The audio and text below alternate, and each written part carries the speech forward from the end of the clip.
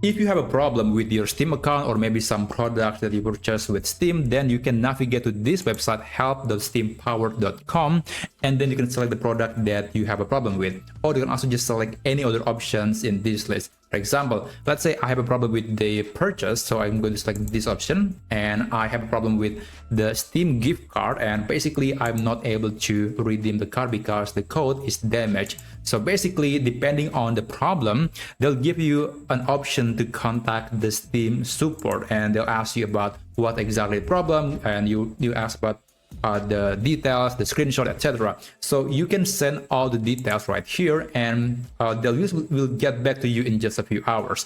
And again, this is not going to happen on every kind of problem, because sometimes there are some problems that might be related to Steam but cannot be solved by Steam. So you have to just follow the instruction that you see on your screen and see which approach that you can do. Now, another alternative that you can try is by going to steamcommunity.com. Sometimes you can get some good advice, good answers from people that are using Steam. So if your questions are very unique, then you can try asking that to this forum. So that's basically how you can contact Steam support for your Steam problems.